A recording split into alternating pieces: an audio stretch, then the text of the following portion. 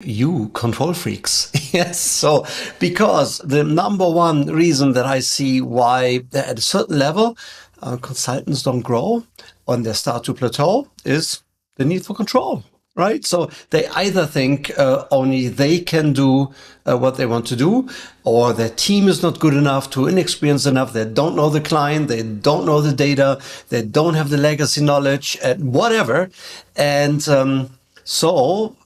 yeah, business owners tend to keep it all for themselves instead of delegating it. And when they delegate tasks, right? They figure it out themselves. And once there is a process in place, they can document it, and then they give it to others. And usually those are low-level tasks, like fill in that spreadsheet, or send these emails, this sequence, or set up that email sequence to this group of people. These kind of things, right? And when you do this, what happens is that you will always be busy. I mean, will there always be tasks that you absolutely have to do, or you think you have to do, that will always be on your plate? So I see too many consultants at that level and then stop growing. Or they are working 16 hours and they work their fingers to the bone, and that's not sustainable either. And then they take a vacation, come back, and just to get back into the grind. And I would like you to do it better. And in order to do this, there's two things I want you to do. Number one is manage your energy by implementing a success calendar. Success calendar has three parts, right? So instead of, filling your days with clutters, what you do is you'll have a money day, a day that is all full of activities that make you money. Number two, there's free days, like days where you take off and do something that energizes and refreshes you. And with a day, I mean a whole day. So, and free day, I also mean free of work. And that does include not to read business journals, business books, and so on, because your clients and your team want you on fire, and not when you're burned out and your head is full with all that clutter. And number three, talking about clutter, you have clutter days. Days where you take care of all the clutter and the tasks that are in the way, but then you do it with the plan to delegate it to your team, and not just the task, but the figuring out the task you can delegate. So we delegate thinking.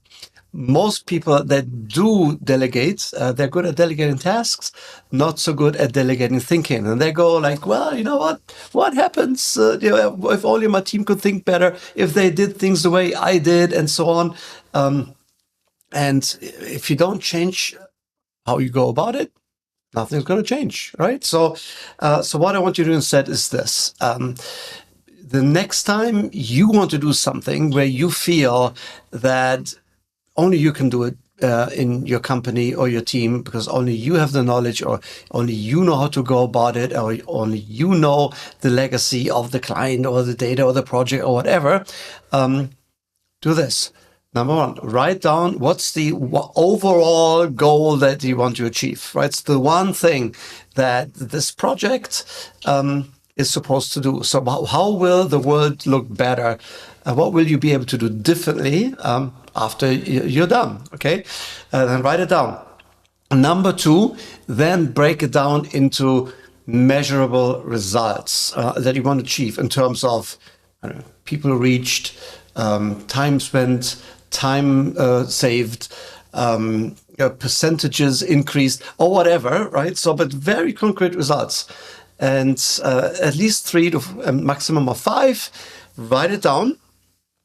And then you give that list to one of your team members.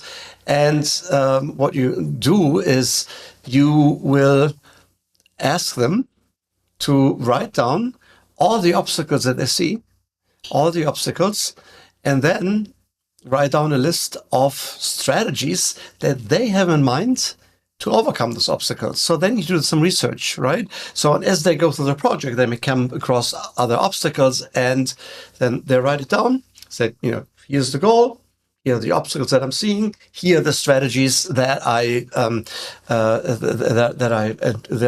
want, and so implement in order to find a solution, and then they can define and ask you what kind of help they need. They may need more training, or they may need access to additional data, whatever they need, right? So, and then you meet with them on a regular basis and check. So what obstacles did you see? What strategies did you implement, or are you suggesting that we should use to solve the problem? And you can give input there, and then you ask them, what do you need? Yeah, what kind of help do you need? You may also offer help proactively, and so you use that process. And with that, the more often you do it, now you start helping them to think. The challenge here is that you need to be the agent of your own law, right? So, for example, in my group, when people come and they need to come with a sheet, with a worksheet, that worksheet looks like this. I can show you to you here. Looks like this, or it's a little bit too big, like this, that they need to fill out, right? With everything in here, like the results, the obstacles, the strategies, the resources that they need. And then there is a checklist on where things are. Okay. So by the way, if you want that sheet, I'd be happy to share that with you. Just leave a comment here and I'm going to send that to you. So before we meet, people need to come with that sheet. Okay, filled out. And if they don't have it, I'm not going to meet. I'm send them away. And in an extreme case, I used to have somebody who flew in from Ohio to Washington D.C. in my office, and because we had an office party anyway, and so we combined like bringing all the team in and partying afterwards, but then we also took advantage of us being in one place and meeting. So one of my staff members came in and said, well, Andrew, I was so busy, I didn't fill out the sheet. Can we meet anyway, since I'm here already? And I flew in from Ohio, and I said, no. Right. And she said, what do you mean? No. I was like, that doesn't make sense. Yeah, all this effort to come here and so on. And my answer to that was, you know what? You know exactly what the rules are. Right. So we meet, we have that sheet filled out because I want you to think through all of that before we talk about it. And it doesn't make sense for us to meet if you have not thought about it, because that's not the purpose of this meeting. And so then you can come to the party and we can fun tonight, everything. I'm not upset, but we cannot meet. And so, of course, she wasn't happy. But what do you think were the odds that she came without that sheet filled out again? So from then on out, every time we met, she had that sheet. And what that meant for me is that she had thought things through. All right. So if you want that sheet, it works very well for me. It's called the project strategy sheet. Super effective tool to delegate thinking, not just tasks. Okay.